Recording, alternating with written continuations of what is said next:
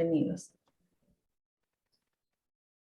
Bueno, muchas gracias. Para mí es un placer que la Sociedad Ecuatoriana de Nefrología me haya invitado nuevamente a dar esta conferencia sobre el diagnóstico genético de enfermedad renal glomerular, así que espero poder ofrecerles una suerte de algunos nuevos enfoques y cambios en el paradigma de cómo enfocar esta situación.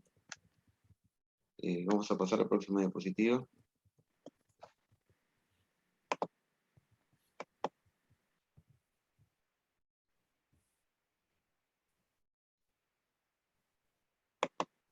Estos son mis conflictos de interés, para el que lo quiera ver. Entonces, para la definición de enfermedad renal crónica, uno tiene dos formas de definirla. Uno es a través de los criterios que hablan de lo que sería el daño funcional, una albuminuria mayor a 30 miligramos por día, o una relación albuminuria-creatininuria mayor a 30 miligramos por gramo, o anomalías en el sedimento urinario, pueden ser por ahí no solamente proteínas, sino también, por ejemplo, microhematuria o hematuria dismórfica o cilindros hemáticos, o cilindros anchos, por ejemplo. Anomalías en los electrolitos o en cualquier trastorno tubular, biopsia renal anormal, anomalías estructurales, por ejemplo, a través de una ecografía, a través de una imagen, como puede ser una resonancia, un estudio de radioisotópico o una tomografía computada, o una historia, obviamente, de un trasplante renal que ya denota la existencia previa de una enfermedad renal crónica. Y se define como un volumen de filtrado también alterado por más de 3 meses, menor a 60. Recordemos que si es menor a 60 ya hablamos de insuficiencia renal, y si es mayor a 60 uno igual puede también tener una enfermedad renal crónica, como vemos acá. La enfermedad renal crónica se puede dividir de acuerdo al volumen de filtrado en 5 estadios: 1, 2, 3, 4, 5, ese volumen de filtrado mayor a 90, estadio 1, 60 a 89, estadio 2, 45 a 59, estadio 3A, de 30 a 44, 3B, 15 a 29, estadio 4, o menor de 15, estadio 5, donde uno ya tiene un requerimiento de tratamiento de reemplazo. Entonces recordemos que cuando uno puede tener enfermedad renal crónica y tener un filtrado normal, o puede tener insuficiencia renal cuando ya el filtrado está menor a 60. O uno puede también definir la enfermedad renal crónica, la norma CADIGO, en albuminuria menor a 30, que será 1, entre 30 y 300, que es moderadamente aumentada, que será 2, y la 3 cuando es mayor a 300, cuando ya tiene virtualmente alguna traza ya de proteinuria. Se sabe desde el punto de vista epidemiológico que hay más de 700 a 800 millones de personas en el mundo que tienen enfermedad crónica, lo que representaría, si partimos de la base de 8.000 millones de personas, que el 10% de la población mundial padece enfermedad renal crónica, de lo cual más de la mitad ignora que la padece. Y muchas veces esta enfermedad renal crónica se relaciona con estatus socioeconómico bajo, hay acceso limitado al tratamiento y las sobrevidas generalmente son peores. Entonces es fundamental hacer una identificación temprana de enfermedad renal crónica a través de un screening, estratificación por sistema de salud, cosa que habitualmente no existe, sobre todo en Latinoamérica. Y no hay una estrategia sistemática aceptada para el screening de la enfermedad renal crónica y del tratamiento. Si uno habla, por ejemplo, de estadísticas en Estados Unidos, se calcula que más de 1 de cada 7 personas adultas, lo que daría más o menos un 15%, padecen enfermedad renal crónica, y que esto representaría aproximadamente 37 millones de personas en Estados Unidos nada más. Y si vemos del año 2000 al año 2017, por ejemplo, según el USRDS, que es el sistema de datos renales de Estados Unidos, vamos viendo que cada estadio tiene un color, pero vamos viendo que, por ejemplo, del año 2000 al año 2017, la prevalencia de la enfermedad renal crónica obviamente aumentó. Y si nosotros fijamos en las barras, vemos que arriba estaría el estadio 1, después le sigue el estadio 2, y el que más está diagnosticado es el estadio 3. Eso no quiere decir que haya más estadio 3 que estadio 2 o estadio 1. En realidad hay más estadio 1 que estadio 2. Lo que pasa es que el diagnóstico del estadio 1 y el estadio 2, como generalmente son asintomáticos, y muchos de estos estados cursan con volumen de filtrado normal, los nefrólogos, los internistas o quien sea, no hacen el diagnóstico correctamente. Entonces nos encontramos con que la mayor cantidad de pacientes que tienen insuficiencia renal son los que están diagnosticados. Y fíjense la gran mortalidad que tiene esta población, porque del estadio 3 al estadio 4, el estadio 4 representa prácticamente un 15% de lo que es el estadio 3, porque la mayoría de los pacientes lamentablemente fallecen. Y el estadio 4, el estadio 5, obviamente la caída es mucho mayor, porque la relación estadio 5, estadio 4 aproximadamente de uno en 6, uno en 7, aproximadamente. Cuando uno ve lo que tiene que ver las causas de enfermedad renal crónica en el adulto, obviamente la diabetes tipo 2 se lleva a las palmas con el primer lugar, la hipertensión arterial en el segundo, la enfermedad glomerular en el tercero con el 7%, encontramos misceláneas con un 6% y un 4% desconocidas. Pero quiero hacer una salvedad, porque muchas veces los nefrólogos, al tener al paciente que es diabético, ya asumen como que la causa de la pérdida del riñón o de la función renal ha sido la diabetes, cuando en realidad no tiene por qué ser así. Y muchos pacientes que tienen hipertensión arterial pueden incluso ser pacientes con glomerulopatías, pero se ascribe la hipertensión arterial como causa primaria de la enfermedad renal crónica, y esto suele no ser la realidad. Entonces hay una alteración en el diagnóstico clínico, para empezar, que ya comienza a complicar la situación de cómo ir diagnosticando la enfermedad renal crónica.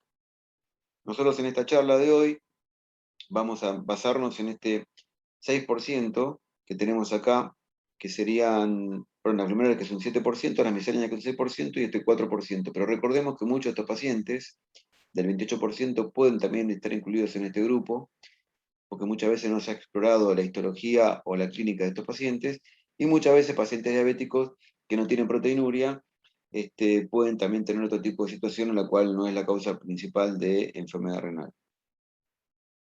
Entonces, cuando uno ve el espectro de la enfermedad renal crónica desde el punto de vista glomerular, uno se va viendo de izquierda a derecha, podemos ver que, por ejemplo, hay pacientes que tienen glomérulos histológicamente normales. Estos pacientes suelen tener hematuria asintomática, generalmente microscópica, y a veces trazas de proteinuria.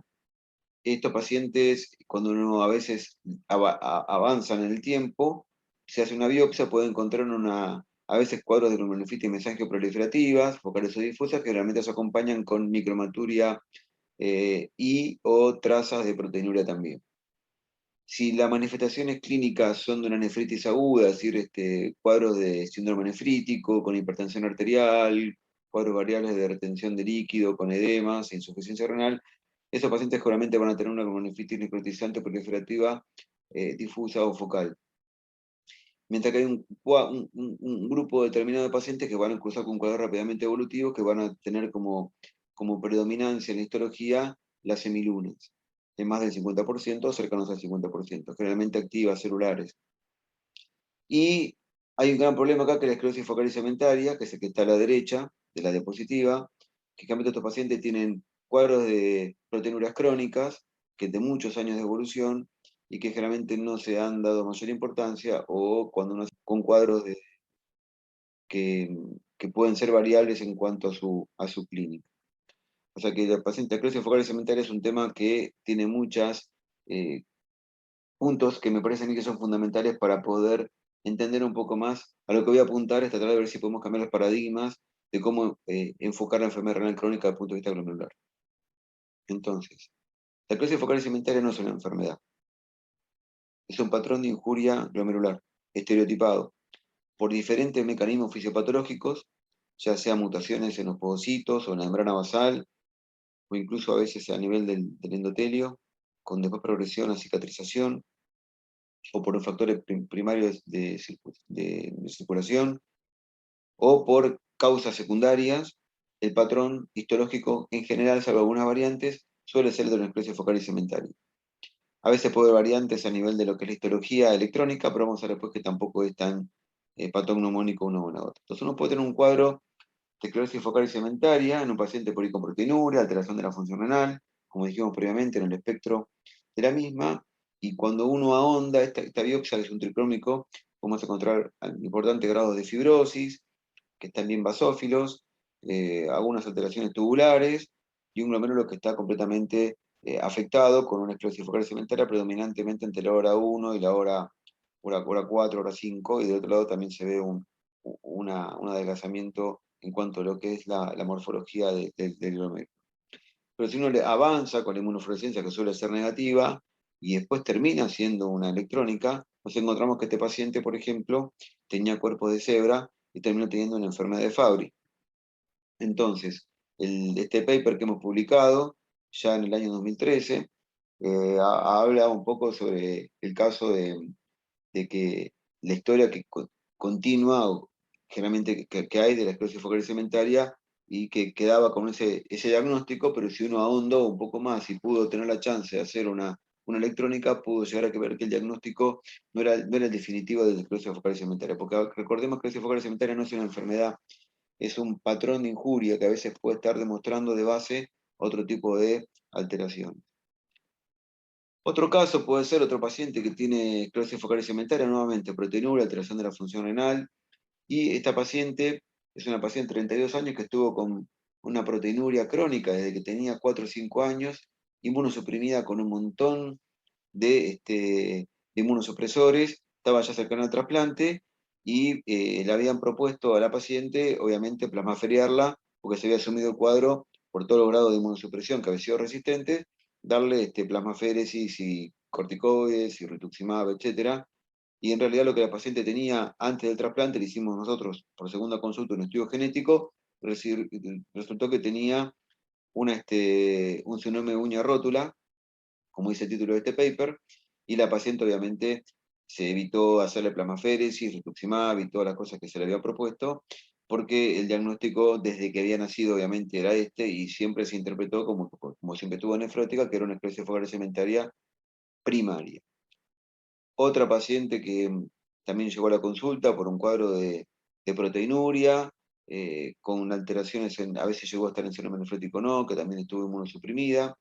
Y el paciente lo que terminó teniendo fue una mutación en la proteína CANC2, es una proteína podocitaria, que obviamente cuando uno busca los resultados primarios a nivel genético se decía que es negativa para explicar el fenotipo del paciente, pero cuando uno busca después en la literatura se encuentra que la mutación de CANC lleva a una disfunción podocitaria y a síndrome nefrótico. ¿Y por qué se pone esto en las librerías o bibliotecas, mejor dicho, genéticas? Porque tampoco lo que está publicado de CANC2, que si bien la mutación aparece en un paciente con síndrome nefrótico, todavía no hay suficiente publicación como para poder escribirla. Por eso es que es importante, cuando uno tiene cuadros de esclerosis focal segmentaria y no termina de verse la causa, cuál puede llegar a ser, porque a veces las causas secundarias están descartadas, uno debe hacer un estudio genético. Y por ejemplo, en un paciente obeso, también puede ser que tenga una mutación. Entonces una vez se ascribe a la obesidad el cuadro de proteinuria y síndrome nefrótico por esclerosis focal segmentaria. Y quizá de base lo que el paciente tiene es una mutación de alguna proteína podocitaria. ¿Sí? Y acá vemos cómo hay 4 proteínas CANC, CANC 1, 2, 3 y 4, y está generalmente asociado. Este es un paper que estamos por publicar en breve con el equipo. Otro caso más de esclerosis focal segmentaria, por ejemplo, se ve en un paciente que durante muchísimos años tenía trastornos musculares, se le hizo una biopsia de riñón que encontró esclerosis focal segmentaria, se lo había inmunosuprimido con corticoides, se había respondido parcialmente, no terminaba de mejorar, consulta a nosotros para una evaluación, y entre los estudios que le pedimos un estudio genético, y le encontramos que el paciente tenía una mutación en la coenzima Q2, que es un complejo se confiere al complejo enzimático de coenzima Q10, y que está a nivel mitocondrial, es una mitocondriopatía, y está relacionada con esclerosis focal segmentaria, ¿sí? Y esto está demostrado en algunos papers de que el tratamiento con coenzima Q suele mejorar las proteinurias, sobre todo en pacientes en edad de la infancia o adolescencia temprana. Este paciente que hicimos el diagnóstico tenía 42 años. Entonces, las mutaciones no siempre existen en forma clínica directamente en la infancia, porque muchas de estas mutaciones se van expresando con su penetrancia a lo largo de las décadas. Entonces, cuando uno tiene un patrón de esclerosis focal segmentaria, pensar en que siempre puede haber alguna causa genética que puede llegar a justificar el diagnóstico. ¿Mm? Acá tenemos obviamente la manifestación renal y ciertas renales de la deficiencia de coenzima Q. ¿Qué otros casos más tenemos? Otra puede ser una tubulopatía. Tuvimos una paciente de 48 años que llegó a diálisis y su hija también tenía problemas de riñón, más joven, y terminamos haciendo el diagnóstico de que la paciente tenía digamos, tenía como cuadro clínico, cuyo diagnóstico cuando entró a diálisis la paciente se puso desconocido.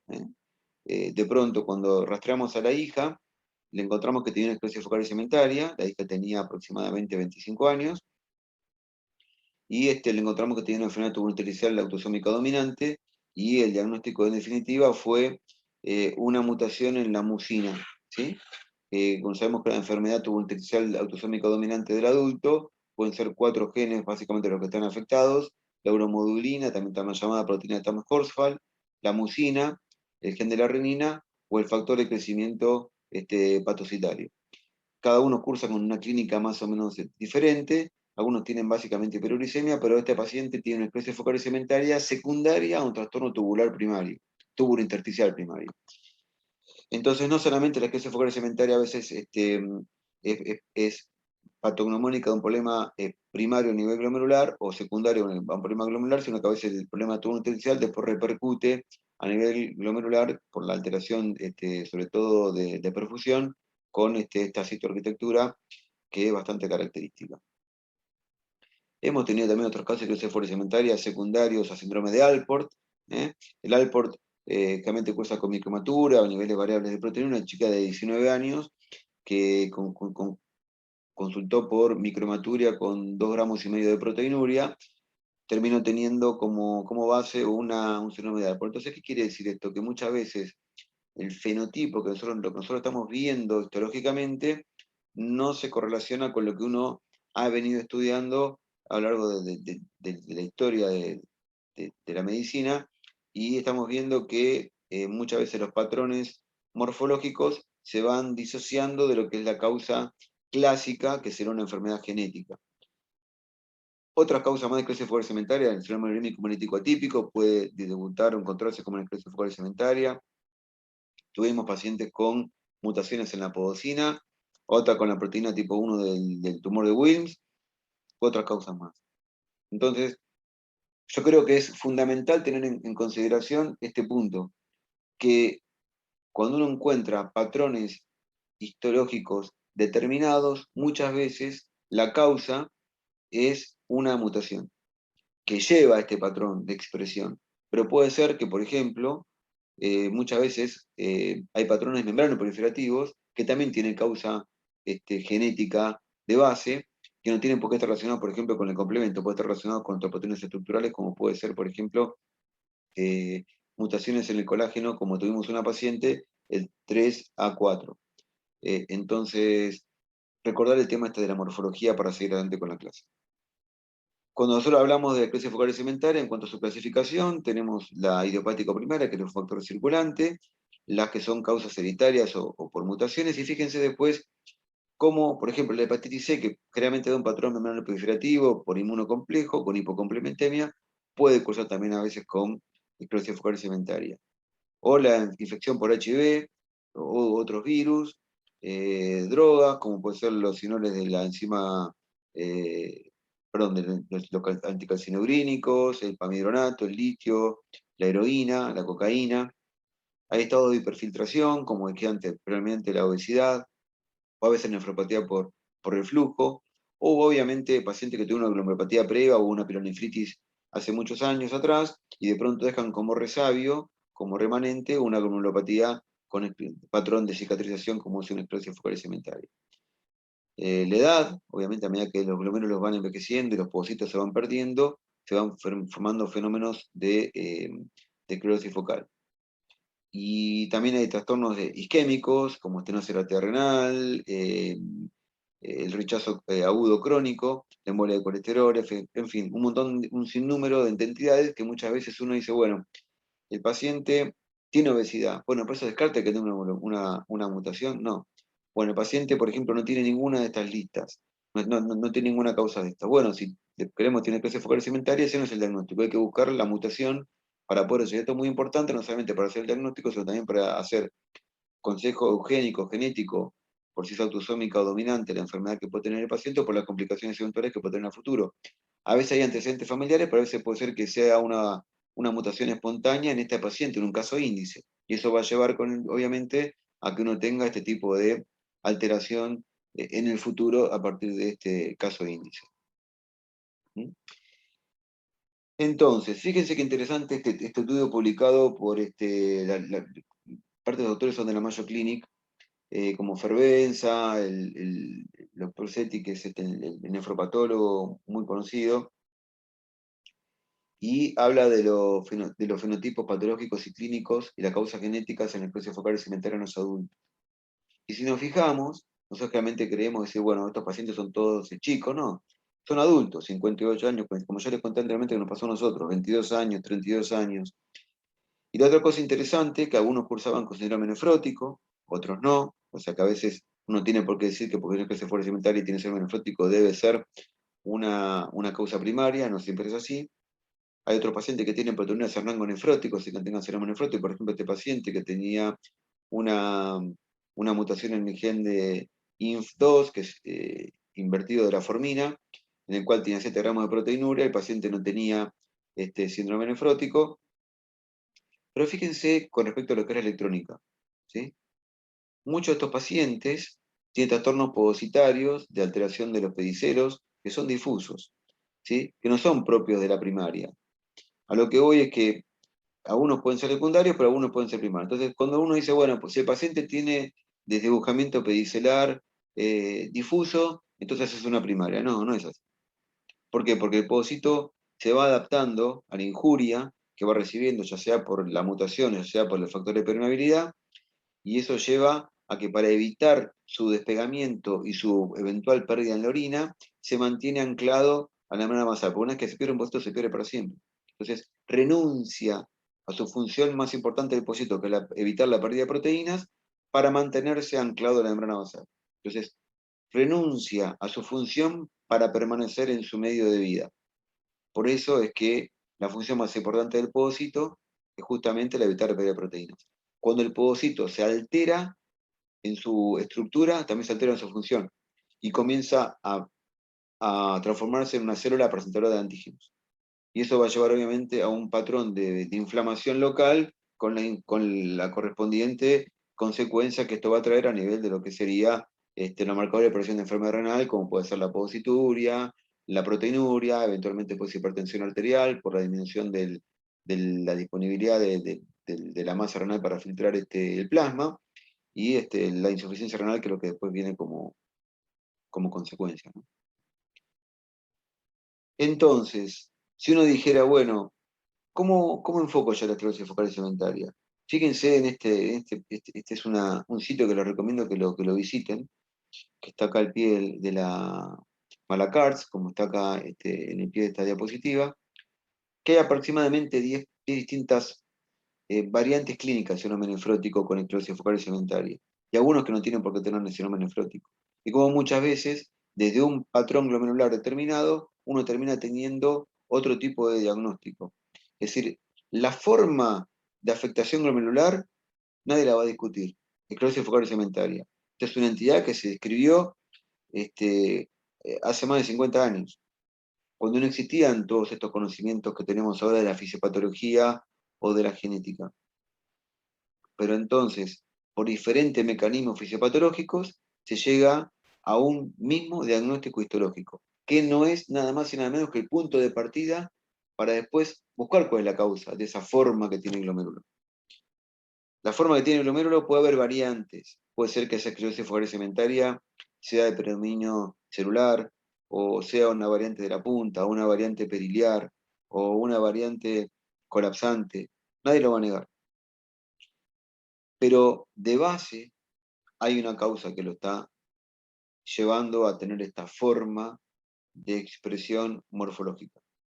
Entonces recordemos, si tenemos un paciente, pero hacemos una biopsia y tiene una esclerosis focal segmentaria, hay que tratar de etiquetarle la causa. Eso va a ayudar muchísimas veces también a que muchos pacientes que tienen hipertensión arterial ya tienen hipertensión. Bueno, ¿Tiene proteinúria o no tiene proteinúria? Sí tiene proteinúria, pero asumimos que es por la hipertensión. ¿Y si es al revés? ¿Y si es que la glomurulopatía causa hipertensión? Y esa glomurulopatía se la hacemos una vez en la esclerosis focal y dice, sí, la esclerosis focal es segmentaria secundaria a la hipertensión. ¿Y si es al revés? Y si el paciente tuvo una mutación que produjo esclerosis focal y que produce hipertensión por la insuficiencia renal o por la enfermedad renal crónica y que a su vez la hipertensión después daña más al glomérulo. Entonces, repensemos los patrones histológicos de diagnóstico que el patólogo nos va ofreciendo. Interactuar con el patólogo es clave y ahondar en las causas precisas de esclerosis focal y segmentaria, en este caso, que es lo que estoy hablando hoy, ¿no? Entonces, a lo que yo apunto con esto es que ya tenemos un montón de herramientas para hacer lo que sería un tratamiento más personalizado del paciente y tener una mejor estratificación que con lo que yo empecé la charla a nivel de la salud pública.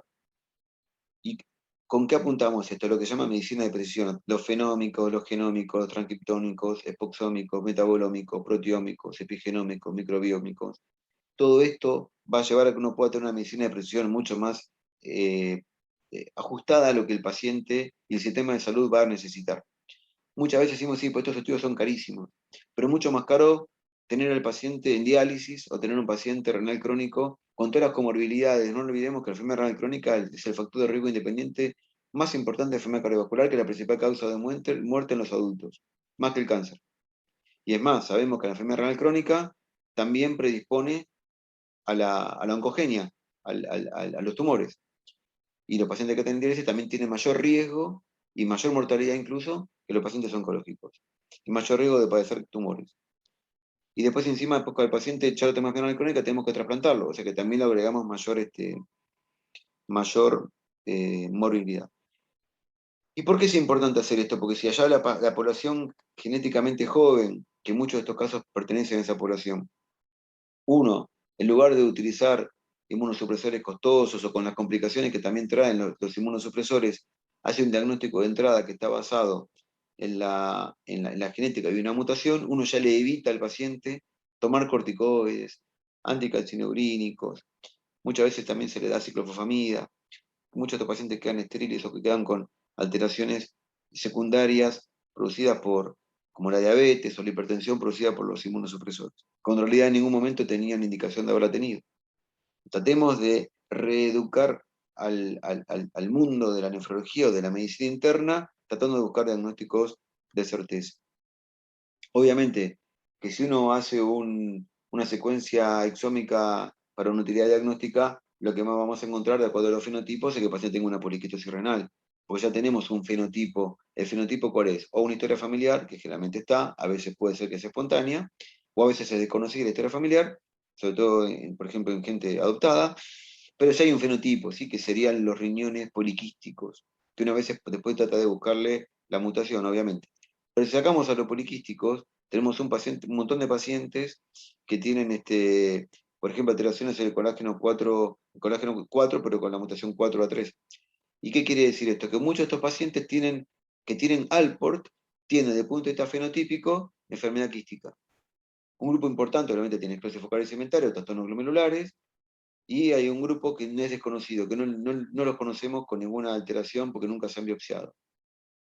Fíjense el colágeno 4A4, que es similar, pero el colágeno 4A5, que es más específico, de enfermedad glomerular, sí, lo tenemos ahí caracterizado como que es el paciente que yo le comenté de 19 años que tuvimos con esclerosis focal y segmentaria. Hay un patrón glomerular, que puede ser esclerosis focal y segmentaria, u otra cosa, bueno, electrónica, puede ser que tengamos la laminación clásica del paciente. Pero fíjense, después abajo está el gen UMOD, que es el gen del TAM-CORSFA, la uromodulina. Esta es una alteración túbulo-intersticial. Estos pacientes suelen cursar con alteraciones de la antes llamada nefronoptisis, con pequeños quistes renales bilaterales, pero es una enfermedad que puede tener repercusión glomerular, como nuestro paciente que tuvo esclerosis focal y segmentaria. Algunos de estos pacientes pueden tener trastorno túbulo-intersticial y otras causas que no son conocidas. Entonces, tratemos de tratar de desmembrar lo que es un patrón histológico de lo que es la causa real que tiene el paciente. En este gráfico, también interesante, si vamos a la parte de la derecha, Vamos a ver, por ejemplo, que ese paciente tiene una mutación. En la APOL1, ese paciente, si le hacemos un estudio genético, una biopsia, vamos a encontrar seguramente que tiene una esclerosis focal segmentaria, o al revés. Si tiene una esclerosis focal segmentaria, la chance de que tenga una APOL1 es alta. Si el paciente tiene una nefropatía membranosa, posiblemente tenga, en más del 75-80% de los casos, sobre todo si es un adulto, quizá tenga un anticuerpo contra el receptor de la fosfolipasa 2, o que tenga una alteración en el HLA. Si el paciente, por ejemplo, tiene una nefropatía por IgA, es probable que tenga una alteración en alguna HLA o que tenga una alteración en alguna proteína del factor H, o vamos a ver ahora en un paper que estamos por publicar con la Universidad de Columbia en el grupo internacional con 35.000 biopsias de pacientes con IgA, que vamos a ver que hay un grupo determinado de genes, que son aproximadamente 15, que están relacionados con nefropatía por IgA. Este es un estudio muy novedoso, que estará bajo sumisión. Pero si vamos a la parte de la izquierda, fíjense lo que es la esclerosis focal segmentaria. La esclerosis focal segmentaria puede estar relacionada con un montón de mutaciones. Actinina 4, proteína invertida de la formina tipo 2, el canal, el TRPC6, que es el canal catiónico de entrada de calcio a la célula positaria. Pero también la esclerosis focal segmentaria puede compartir con el síndrome de Alport mutaciones como el 4A5, 4A3 o 4A4. Y también podemos llegar a tener alteraciones en otros genes, como por ejemplo PAX2 o incluso la uromodulina, como dijimos previamente, también puede tener especies focales segmentarias más. La poliquitosis renal, cuando uno hace una resección de una nefrectomía en un paciente poliquístico y le hace un corte y lo ve al microscopio, el intersticio, la zona donde no hay quistes, porque sabemos que solamente el 5 al 7% de las nefronas están afectadas en una poliquitosis renal, pero es suficiente para destruir un riñón, encontramos esclerosis focal segmentaria, que es secundaria, obviamente, a los fenómenos isquémicos de base. Pero yo les dije previamente que hay un grupo pequeño de pacientes con poliquitosis renal, con genes de la poliquitosis renal, que pueden tener esclerosis focal segmentaria como una manifestación predominante además de los quistes. Esto está publicado. Entonces, la esclerosis focal segmentaria, sospechar siempre de base y tratar de buscar algún tipo de causa. Hay una causa nueva que está directamente relacionada, que es el canal de cloro CLC N5, que también está involucrado con la absorción de albúmina a través del podocito. O sea, el podocito, cuando hay un fenómeno de proteinuria, toma igual, a través de tres mecanismos, que son la megalina, la cubilina y el canal de cloro N5, toma albúmina y la incorpora a la célula. Eso va a producir una hipertrofia podocitaria, y esto se ve muchas veces en algunos casos de esclerosis focal segmentaria que tienen como variante la presencia de hipertrofia podocitaria, que son cuadros mucho más proteinúricos y que tienen mayor riesgo de progresar la enfermedad crónica en forma rápida. Esto se ve a veces en variantes de la nefropatía por IgA. Entonces hay que saber buscar este tipo de variantes o de situaciones de una lesión esclerótica que tienen patrones más activos que crónicos, ¿no? Entonces, ¿cuándo buscar una mutación en los pacientes? En el caso de la diabetes quizá sea para otra charla, pero pacientes con hipertensión arterial, no contentarse con el diagnóstico de hipertensión arterial. Si no tiene trastornos a nivel del sedimento urinario, no tiene proteinuria, hacer un estudio genético de hipertensión arterial, a ver cuál es el gen que está afectado. Pero hay muchos pacientes que tienen trazas o que tienen proteinuria, y uno asume que la proteinuria es secundaria a la hipertensión. Y cuando hace la biopsia se encuentra que tiene una esclerosis focal segmentaria. Yo les aseguro que si a muchos de esos pacientes con hipertensión y esclerosis focal segmentaria uno les hace un estudio genético, es posible que encontremos alguna mutación a nivel del podocito. En las misceláneas hay un sinnúmero de cosas para estudiar. A nivel glomerular, como yo le dije previamente, muchísimos patrones, no solamente esclerosis focal segmentaria, como le dije previamente, casos de patrones membranoproliferativos, ni hablar del tema del complemento, ¿no? La vía alterna, la vía clásica, pero sacando la vía alterna con la glomopatía por C3, cuadros de polinmunocomplejos con patrón membranoproliferativo o pacientes que tienen nefropatía por IgA o que tienen patrón membranoproliferativo, muchas veces de base esa IgA puede ser una causa secundaria y de base puede ser que tenga una mutación a nivel de algún gen del podocito. Y no dejemos de pensar en las causas desconocidas y pesquisar si llegamos tarde en la familia si es que no hay alguna causa, por ejemplo, enfermedad de Fabry, por poner un ejemplo, ¿no? Entonces, el testeo genético yo creo que se impone y que no habría muchas excusas, sobre todo cuando uno debe tratar de educar al sistema de salud de que no haya más caro que un paciente renal crónico. Para ir terminando, entonces, uno generalmente a los pacientes, a través del fenotipo que nos muestran, alteraciones en la clínica, ya sea hipertensión, por poner un ejemplo, o alteraciones en algún signo clínico, ya sea bioquímico, alteraciones en el sedimento urinario, micromaturia, proteinuria, hipertensión arterial, alteración de la creatinina, etcétera, etcétera, etcétera, uno va a hacer una biopsia, que no deja de ser también un fenotipo. Y ahí después decimos, bueno, quizá tenga un problema genómico. Lo que tratamos de hacer es de cambiar el chip, de cambiar el paradigma y decir, bueno, quizá debemos pensar la medicina desde el genotipo al genotipo. Hay un montón de, de papers que lo están presentando. 3 puntos básicos de esto para ir terminando. El primero es que ese paciente lo tenemos con un síndrome nefroto, un cuadro que uno supone que tiene una pogocitopatía o que tiene un cuadro glomerular predominante, uno puede pedir un panel para estudiar los genes de mutación pogocitaria o de la membrana basal, etc. Pero si el paciente no tiene un cuadro fenotípico característico de enfermedad glomerular, a veces tiene que pedir un exoma clínico, en el cual uno va a estudiar el 2% del genoma, que es la parte que está transcribiéndose activamente. Y si no llegamos a hacer el diagnóstico en el exoma clínico, va a haber que pedir un genoma, que es mucho más costoso y mucho más engorroso de poder interpretar. Por eso tratamos de ir de lo menor a lo mayor. Y generalmente, entre el estudio de las mutaciones genéticas y después de un exoma clínico, uno generalmente ya tiene más del 85-90% de los diagnósticos genéticos de enfermedad renal.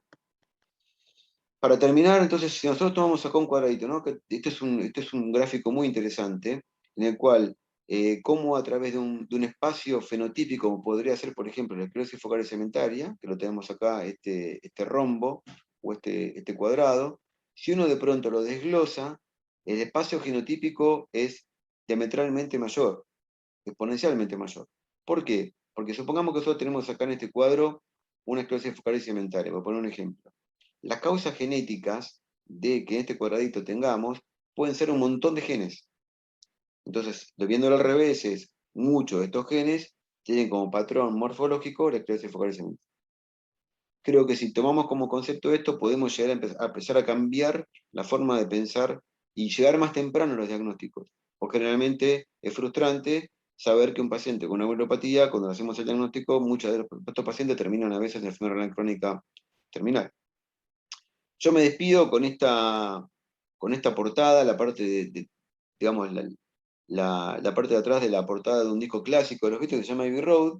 Hay una canción de este disco, que antes cuando había vinilos era el lado B, la segunda el lado B, pero ahora que ya ni siquiera hay CDs, ahora es todo virtual, en redes.